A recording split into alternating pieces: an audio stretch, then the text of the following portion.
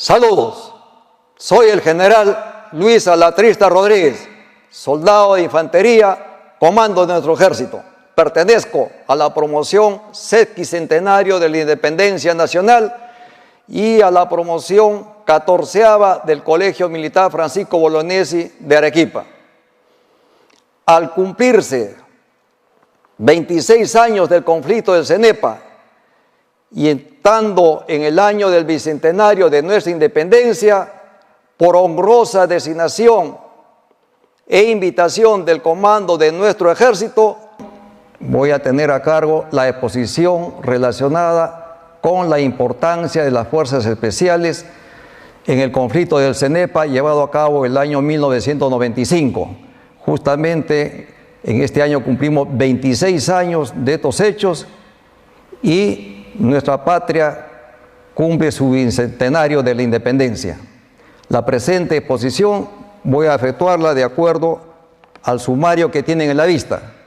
Inicialmente me voy a referir a los antecedentes históricos y las circunstancias, cómo nos presentamos a este conflicto del Cenepa, provocado nuevamente por Ecuador. Asimismo voy a referir la ubicación geográfica y descripción del teatro de operaciones donde se llevó a cabo el conflicto.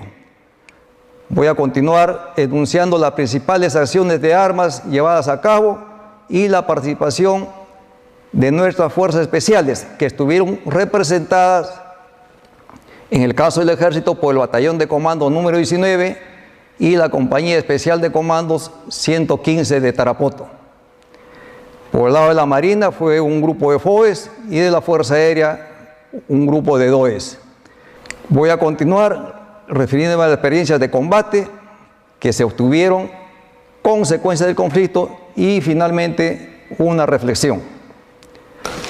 Antecedentes históricos. Ecuador, desde que nace como república en 1830, lo hace con ambiciones territoriales. Recordemos la ambición que tenían de anexar Tumbes, Jaén y Maynas, y nosotros respondíamos, ni de a vainas.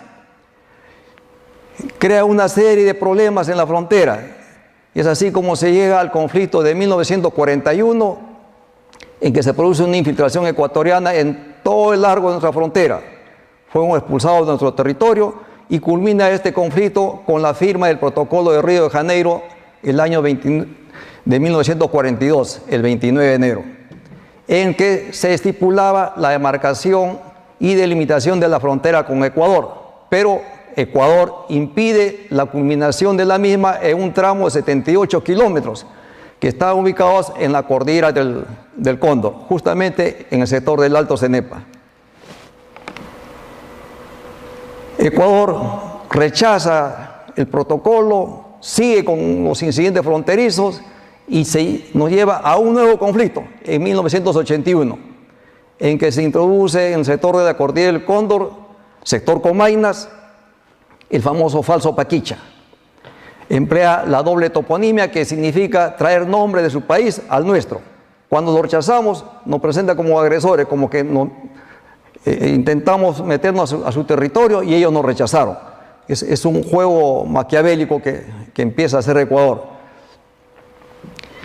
En este desalojo de los ecuatorianos en el año 81 se empleó por primera vez en esta parte del continente las operaciones helitransportadas. Iban nuestros helicópteros sobre el mismo objetivo. Terminado este conflicto del 81, ellos no descansaron.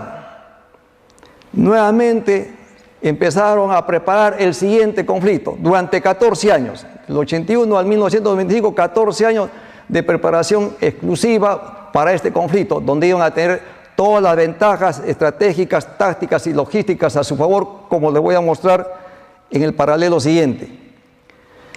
¿Qué hacía Ecuador en el periodo del 81 al 95? Una preparación exclusiva de sus Fuerzas Armadas para este conflicto, incluido personal nativo, y vuelve a emplear la doble toponimia. ¿Qué ocurría en nuestra patria? En el 81-82 arranca el accionar terrorista de Sendero Luminoso y el MRTA que empieza a causar zozobra en el país. Ecuador aglutinaba, llevaba fuerzas de forma subrepticia al futuro teatro de operaciones. Nosotros no hacíamos nada en absoluto, todo lo contrario, replegábamos unidades de comisión de vigilancia de la frontera al interior del país para combatir al terrorismo.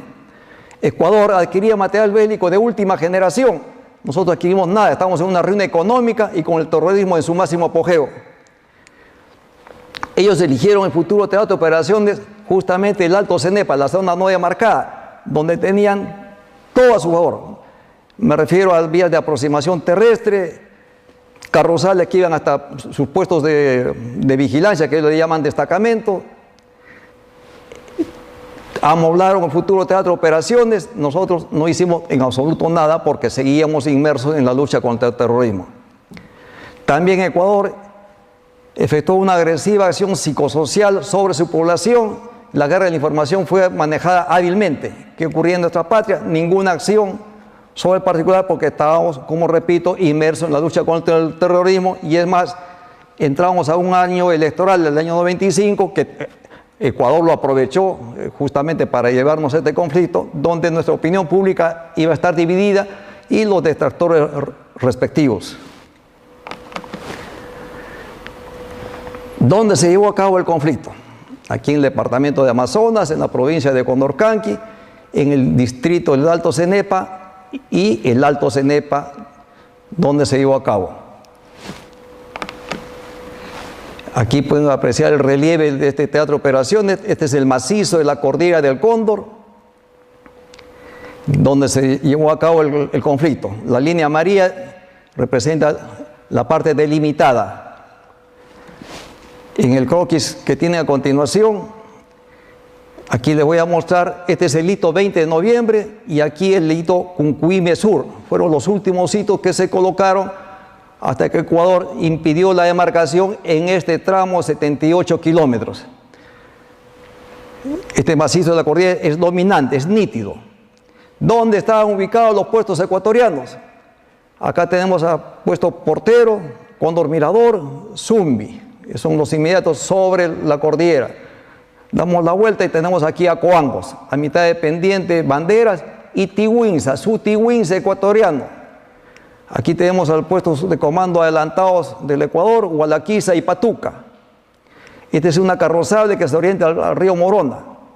Al norte se encuentra Macas, ahí despegaba la aviación ecuatoriana entre 3 a 5 minutos de vuelo del teatro de operaciones.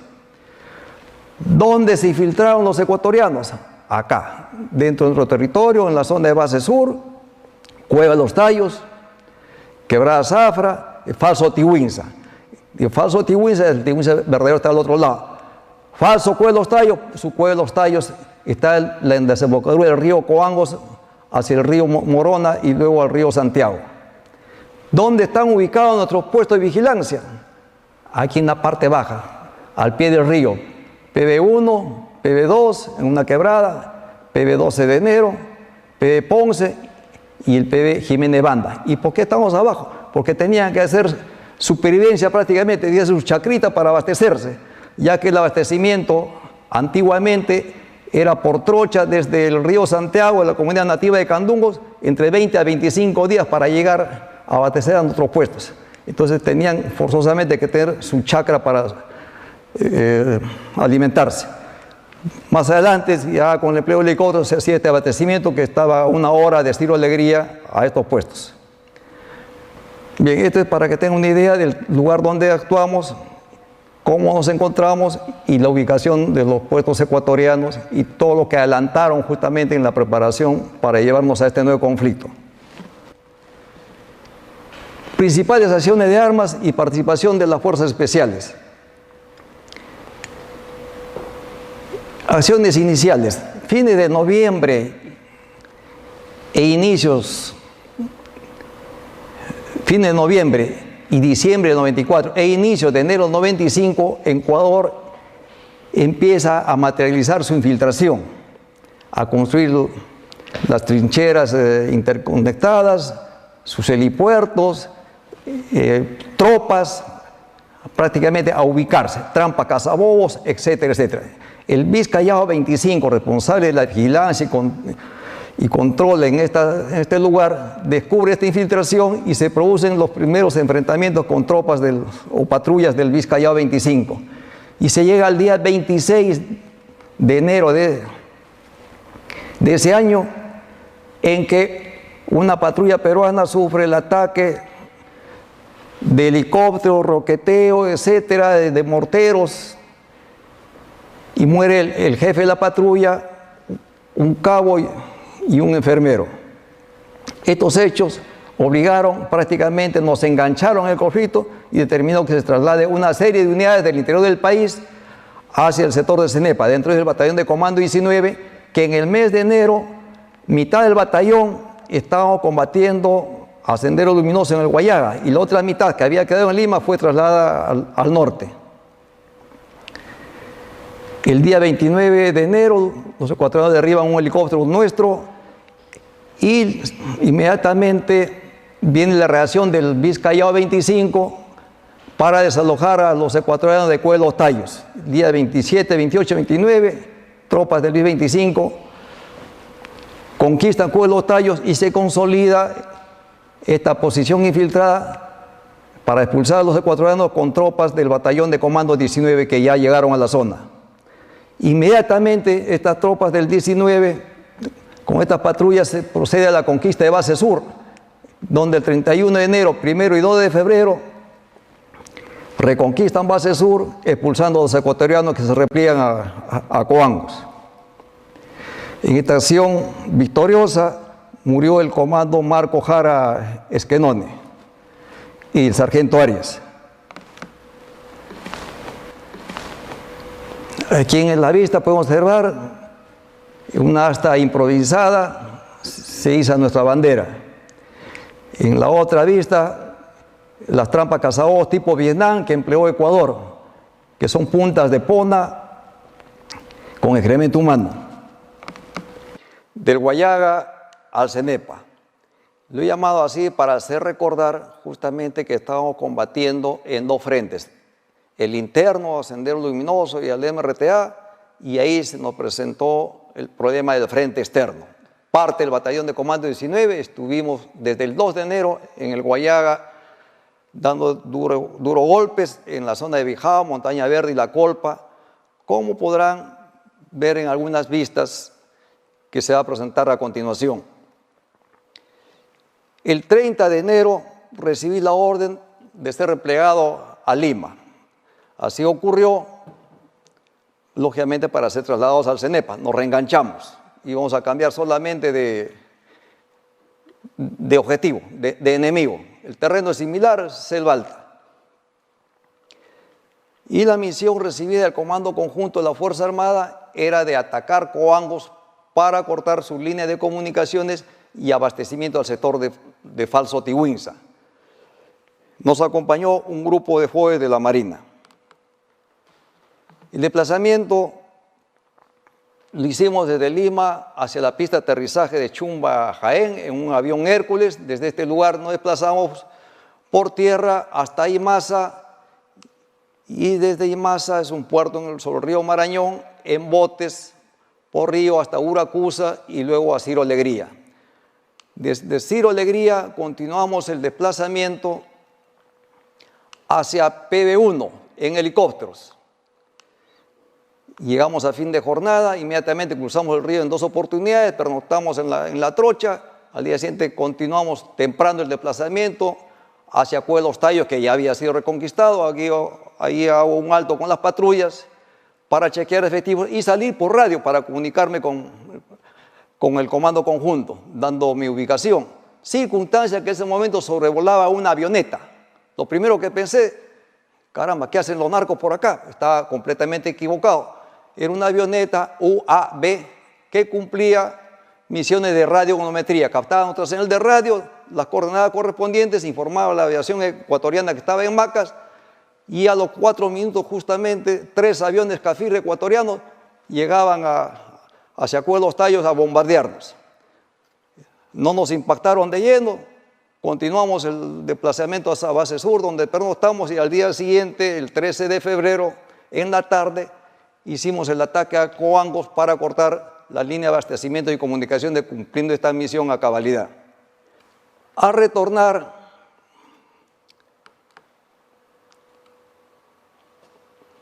hacia PB1, tuve varios heridos, había que evacuarlos, producto de este encuentro con los ecuatorianos.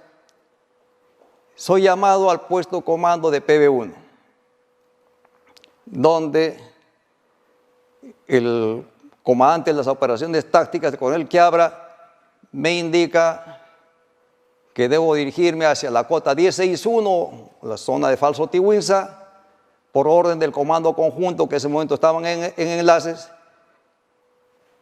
y procedí a cumplir dicha orden, para lo cual nos aprestamos de inmediato, partimos de PB1, nuevamente hacia el norte, cruzando el río Cenepa en 2 oportunidades, ahora sí continúa por la zona de Quebrada Zafra, hasta llegar a la cota 1614, donde estaba ubicado en contacto con el enemigo el 314 de Huánuco.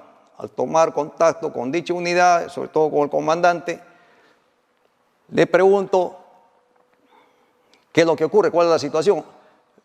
Me dice, cada vez que busco avanzar, me disparan con morteros y aparte está minado. Bueno, ya tenía prácticamente definido el objetivo al cual me iba a dirigir. Procedí, luego de apreciar la situación, a tomar la decisión de hacer el pasaje de línea y dirigirme hacia las cumbres de la cordillera del Cóndor, para evitar justamente su zona minada, hacer esta infiltración por las cumbres y tratar de llegar a ubicarme entre banderas y el Falso Tiwinza, la posición infiltrada, para caerles a retaguardia. Al iniciar el desplazamiento para trepar la cordillera, encontramos una trocha cableada, muy bien hecha. Digo cableada porque estaba con teléfono de campaña y ellos habían cableado toda la zona para salir solamente por teléfono y evitar salir por los radios o adrede, a fin de que cualquier señal que salía al aire era captada por su radiometría y actuaba la aviación para bombardear ese lugar. Se entendía que esa señal eran del enemigo, o sea, nosotros. Bueno, algo muy bien planificado. En esta trocha dejo esta patrulla en posición de emboscada. Continúo el desplazamiento por las cumbres, tomamos una plataforma misilera ecuatoriana, ahí dejo otra patrulla, la de menos efectivos, y siguiendo esta aproximación, nos ubicamos ya entre banderas y el Falso Tiwinza. Estábamos en el 6º día de desplazamiento, con una ración. Aquí rescato la moral a toda prueba del personal. Nos desplazamos a cumplir la misión, cueste lo que cueste. Bien, en la parte alta, aquí con ayuda del GPS que tenía mi colega de la Marina, tomamos las coordenadas y iniciamos el descenso de la cordillera Cortada a pico. Y en la parte baja se entendía que estábamos a retaguardia de los ecuatorianos. La patrulla en punta hace alto. La pregunta, ¿qué ha pasado? El guía nativo ha escuchado voces. Por supuesto que le creía al guía, ya que ellos tienen la vista y el oído súper desarrollado. Inmediatamente llamé a los comandantes de patrulla para dictar la disposición de combate, circunstancias que los ecuatorianos empezaban a disparar sus piezas de morteros. Entonces ya tenía el objetivo definido, posición de morteros, puesto de comando, comunicaciones a inmediaciones. Ese es el objetivo. Dicté inmediatamente la disposición de combate, una patrulla en seguridad para aislar el campo de batalla, 3 patrullas de envolvimiento para cortar la retirada de los ecuatorianos, 2 patrullas de asalto más el grupo de FOES, asalto sobre el objetivo. Eran las 10:30 de la mañana del día miércoles 22 de febrero 95, esta fecha es muy importante. Realizamos el ataque en forma violenta y por sorpresa, tomando la posición de morteros, el puesto de comando y comunicaciones ecuatoriano. Le causamos más de 41 bajas en toda la zona y se capturó abundante material bélico. Paralelo, la patrulla que había dejado en posición de emboscada en esa trocha cableada, también reduce a una patrulla ecuatoriana y le captura a un prisionero de guerra. El mismo que manifestó al ser interrogado, de que hacía un día que estaban sin abastecimientos y se dirigían a Tiwinsa para abastecerse, y que además nos habían visto pasar días atrás. Ante la pregunta, ¿y por qué no nos atacaron? No, es que nuestros jefes nos dijeron que si los atacamos, los peruanos reaccionan y nos matan. ¿Qué tales combatientes? Esta acción de tomar la posición de morteros ecuatorianos, supuesto comando de comunicaciones,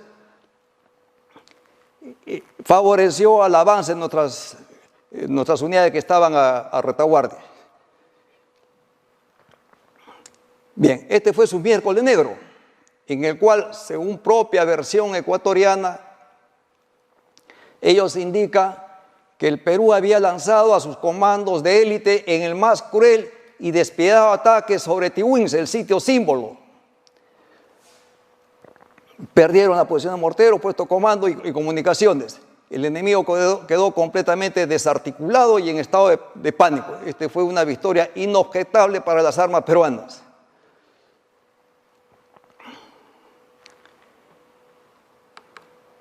Aquí pueden observar parte del material capturado en el mismo lugar, morteros, placas de base, al fondo están unos radios Racal de fabricación inglesa, nuevecitos.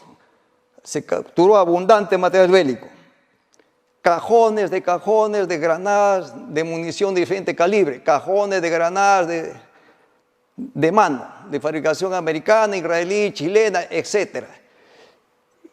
Había un cerro de granadas de mortero, y ahí se menciona a los radios, teléfonos de campaña. Bueno, es largo enunciar todo el material capturado. En esta vista podemos observar un fusil AUG austriaco, material baquelita muy importante para selva, no, es ligero, sumamente liviano, con mira telescópica. Aquí observan una HK alemana con lanzagranadas incorporado, fusil M6 americano con lanzagranadas incorporado. Aquí observan unos misiles Iglas, Lao, etcétera, etcétera. Todo material moderno. Experiencias de combate. Esto es muy importante, ya que el soldado bien instruido y entrenado física y psicológicamente preparado es la mejor arma del combate. Esto lo hemos comprobado en el conflicto. Nuestra tropa está bien entrenada. El entrenamiento, cabe señalar, debe ser muy exigente. Hacerlo en las condiciones más adversas de tiempo, lugar, calor, con frío, con barro, etcétera. Entrenar en supervivencia, como lo aplicamos en este caso. Hay que sudar, como dicen, la paz para no sangrar en la guerra. Comandar con el ejemplo. La voz de mando de un líder no es adelante, es síganme. El ejemplo arrastra. La mística, la identidad, el amor a la patria fue impregnado en nuestros combatientes. Hay que tener doble fe en Dios y en sí mismo, en su capacidad. Eso le da justamente ese entrenamiento, esa instrucción férrea. Los principios de la guerra en el conflicto del CENEPA fueron puestos de manifiesto, tal como maniobra, seguridad, esa maniobra de infiltración, iniciativa, hasta intuición, por ejemplo en la trocha, esta que encontramos, dejé una patrulla porque era importante y efectivamente cumplió su cometido. Las técnicas de operaciones de comando como infiltración, emboscada, golpe de mano, incursiones, nos permitieron excelentes resultados. El empleo de técnicas de operaciones de comandos, tal como infiltración, emboscada, golpe de mano, como hicimos en Coangos, las incursiones sobre el propio Tiwinsa, dieron excelentes resultados. Son operaciones propias de los comandos. Asimismo, debo señalar la importancia del empleo del personal de nativos. Tuve un nativo que me alertó 30 minutos antes sobre la ubicación ecuatoriana. Ellos tienen la vista y el oído desarrollado. Hay que explotar a ese personal. Asimismo, la organización para el combate tipo patrulla es la más apropiada, es la más flexible y el efectivo depende del tipo de misión asignada. Menciono, ya que es el tema, sobre la participación de las fuerzas especiales, que en este caso representada, como repito, por el Batallón de Comando 19, Compañía Especial de Comando 115, Grupo FOES y DOES, en el conflicto del CENEPA, fue gravitante, decisivo y protagónica, coadyuvando al cumplimiento de la misión en el teatro de operaciones, conjuntamente con las demás unidades que participaron de las fuerzas regulares. Consecuencias del conflicto. Se firmó el acta presidencial de Brasilia el 26 de octubre del año 98, donde ambos países se comprometen en terminar la demarcación de la frontera, como que así se hizo, y se coloca el último hito el 13 de mayo de 1999. De esa manera se cerró la frontera. Y en cuanto al kilómetro cuadrado que tanto se habla, es sin soberanía para que entierren a sus muertos del miércoles negro. Ecuador no consiguió ningún objetivo político militar de la guerra, no consiguió nada. Situación actual con el Ecuador. Mejoró sustancialmente. Si algo ganamos ambos países fue la paz. Ecuador dejó de ser un satélite de Chile. Las fronteras terrestres y marítimas se encuentran totalmente demarcadas. Quedaron atrás los conflictos bélicos e incidentes fronterizos que ocurrían todos los años, religiosamente, los primeros meses de cada año. Ese era un rechazo al protocolo de Río de Janeiro. Pero hay una gran pregunta: ¿continuaremos así? Por supuesto que todos queremos que sea así.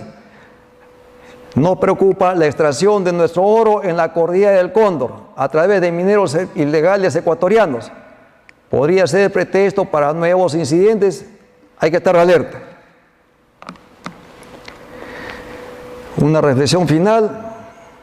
Debemos recordar y tener presente que una Fuerza Armada bien preparada, con tecnología y la moral al tope, constituye el seguro de vida de una nación.